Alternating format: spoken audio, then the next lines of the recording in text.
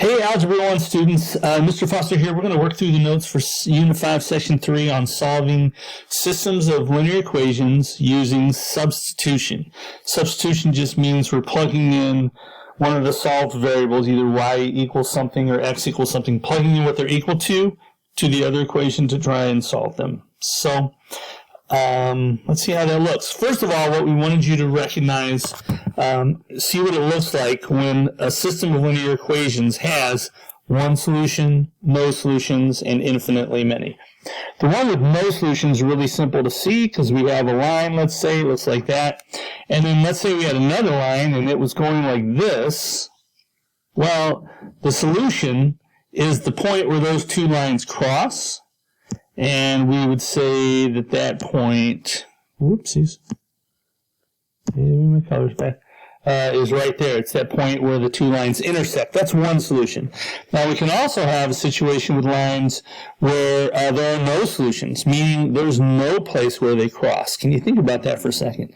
If I'm going to draw another line and I don't want it to ever touch that one I just drew, I would just draw that parallel to it, right?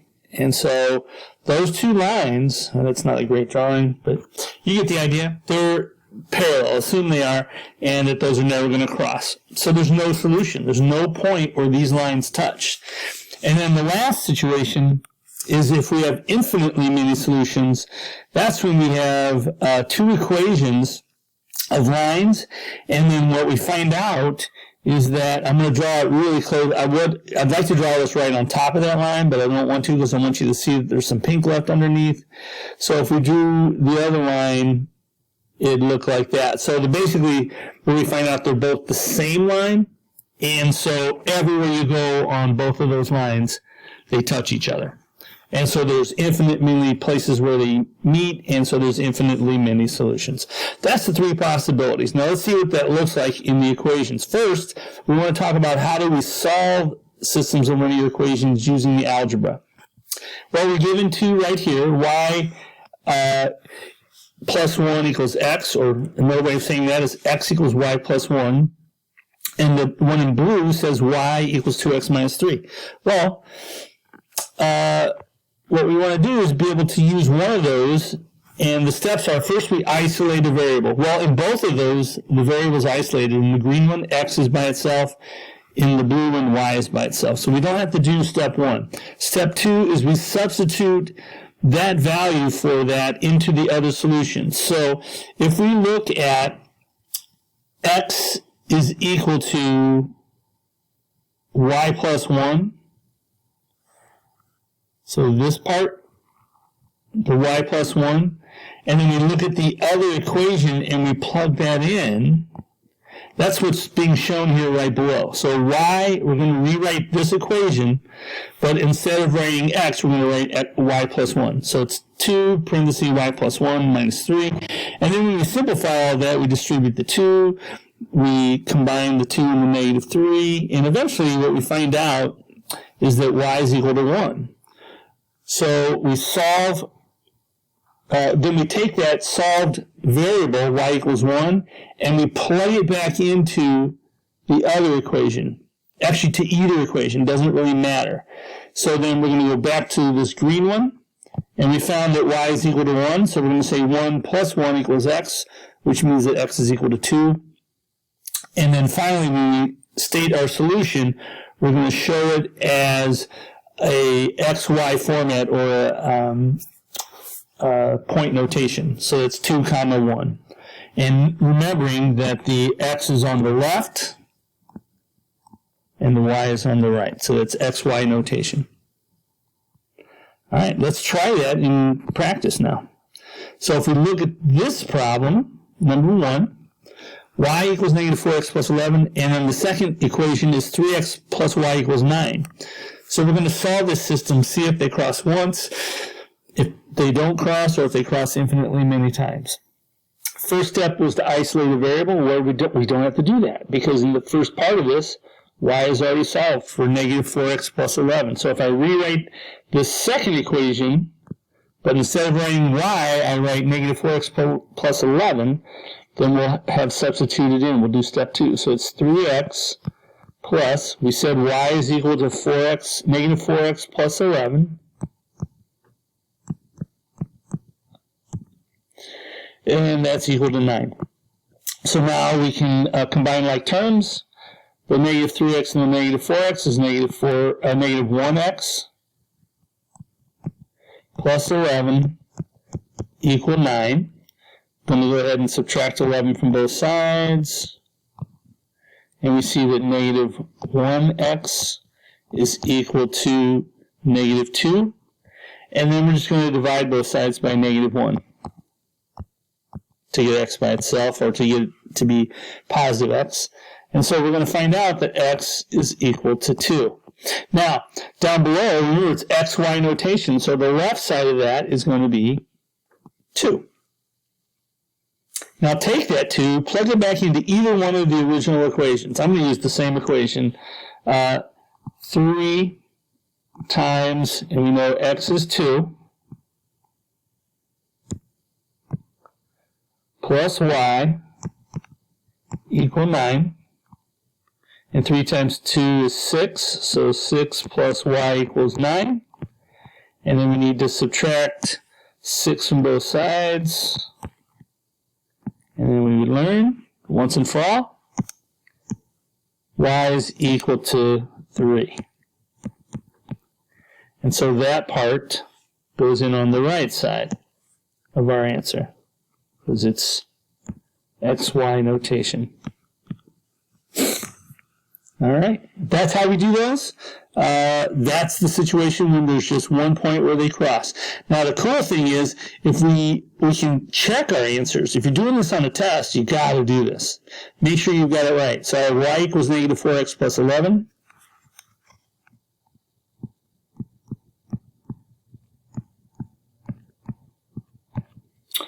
And I have the other equation was 3x plus y equals 9.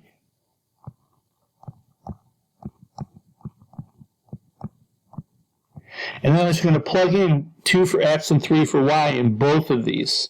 So I'm going to plug in 3 there, 2 there, 3 there, 2 there. So that becomes, if I rewrite these now,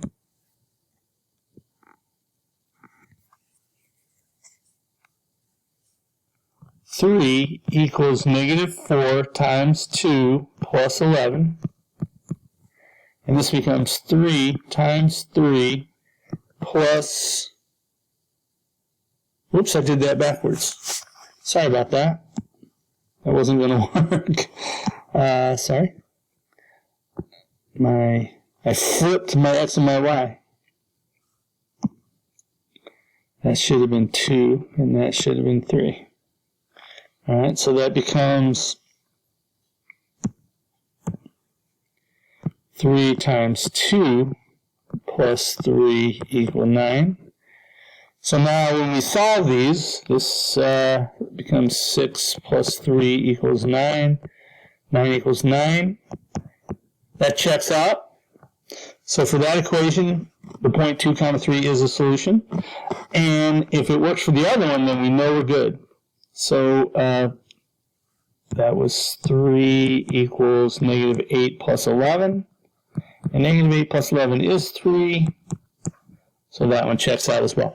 So that's how you would do that. I'm not going to do that the rest of the way because I don't want to take up your time in the video, but that's how you check your solutions. All right, let's look at number 2. If you want, you can work ahead of me. Just remember this time we've solved for x. We already have x solved. So you're going to plug in negative 2y minus 1 into the x for the first equation. You can hit pause and then come back and check. So I'm taking the negative 2y minus 1, and I'm going to plug it into that first equation for x. So that becomes 3 parenthesis plus 4y equal 3, negative 3. And I'm just leaving that open so I can write it in a different color a little faster. So the negative 2y minus 1. That's where I plugged in my x value.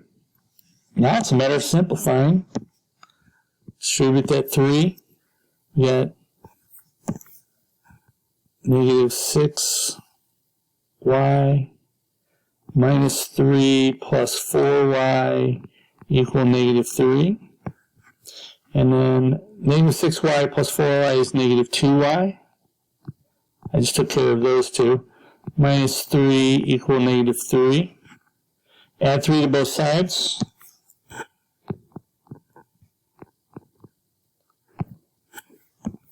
Negative 2y equals 0. And then we're just going to divide both sides by the negative 2 because I need y by itself. Which tells us then that y is equal to 0. Now down below, where am I going to plug that in the answer? Well, 0 is going to go on the right side. So y is equal to 0. So then what do I do with that? I take that 0 because I'm almost done. I'm going to plug it back in for the y in either of the original equations. To me, that x equals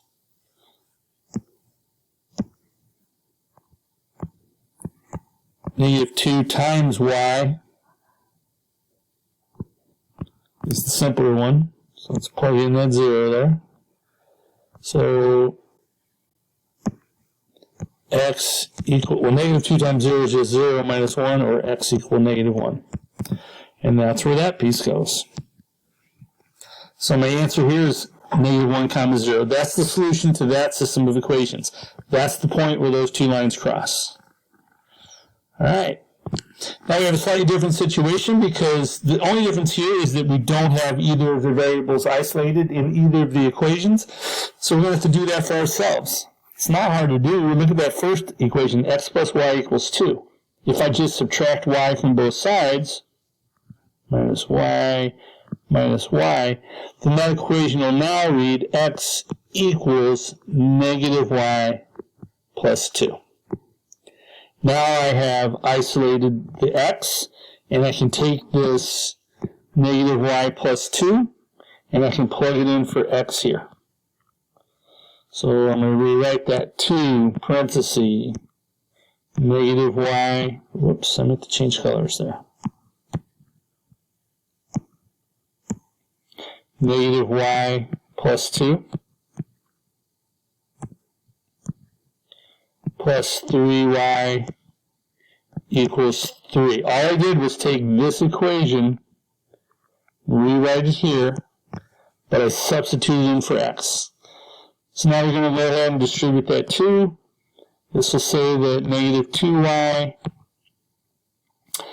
plus 4 plus 3y equal 3. Combining the like terms here, this one and this one, I got y plus 4 equals 3. Subtract 4 from both sides. So y equal negative 1. Now where will I put that in the answer? On the left or the right side? It's going to be on the right. And what do I do with that to finish this up? Go back to one of my original equations and plug in negative 1 for y. I kind of like that first one. So it's x plus y, or negative 1, is equal to 2. Add 1 to both sides. X equals 3. That one's finished. So the point where these two lines cross is at 3 comma negative 1. That's your answer. Okay, number 4 presents us with a situation that's a little bit different because we have these two linear equations and they're both in slope-intercept form, meaning they're both solved for y. If they're both already solved for one of the variables, then we can set them equal to one another, meaning this 2x minus 3 and this 2x plus 5, we just write those as if they're equal to one another, because if they're both equal to y, then they're both equal to themselves. So negative 2x minus 3 is equal to 2x plus 5, and then we just solve for x. So let's say we add 2x to both sides.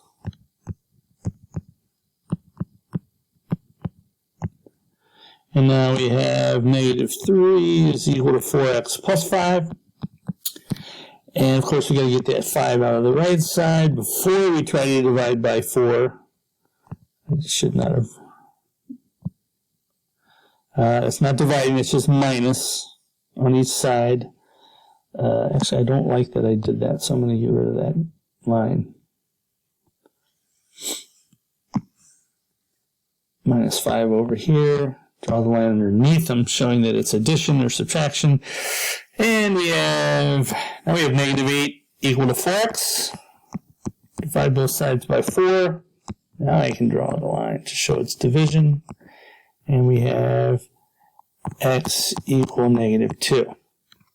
Take that negative 2 and do what with it? Well, first we know that's going to be this part of the answer. And we're going to plug that back into either one of the original equations. Doesn't matter which one. Take the bottom one. Y equals 2, parenthesis, x is negative 2.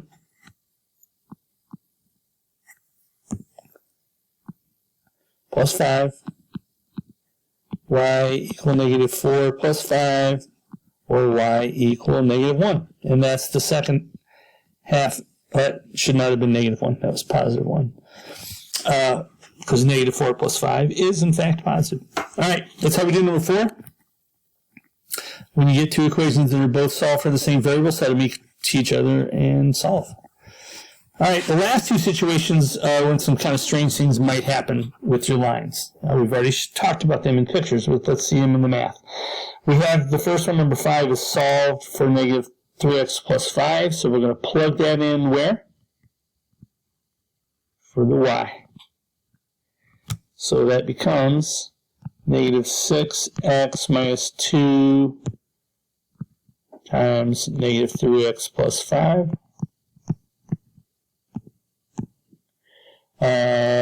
is equal to negative 8. Simplify by distributing. And we got negative 6x left off the x. Left off the x. Not having my best day here, folks. All right, plus 6x, because negative 2 times negative 3x is plus 6x, minus 10 equal negative 8. Now 6x minus 6x, those cancel each other out, and we're just left with negative 10 equal negative 8. And hopefully you're saying, no, it isn't. So you're going to say that that's false. And when we get a false answer like that, we're just going to say that that's no solution. That means we have those two parallel lines that never cross. That's our situation. Actually, I didn't look at the lines. Yeah, these actually, they'd be pointing down. They'd be something like that. All right. Last one, number 6. 6x plus 2y equal 4 and 3x plus y equal 2. We're not ready to substitute, but it wouldn't be hard to imagine what we could do to that bottom one to make it so. So if we just subtracted 3x from both sides on this one, now our equation would read y equal negative 3x plus 2. And then we'd have something that we could substitute in for y up above. So that would read 6x plus 2 times negative 3x plus 2 is equal to 4. And that becomes 6x minus 6x plus 4 equal 4. Again, 6x minus 6x, those go away, and we're just left with 4 equal 4. Unlike number 5, this is absolutely true. And when that happens, they really end up being the same line. So that means infinitely many solutions.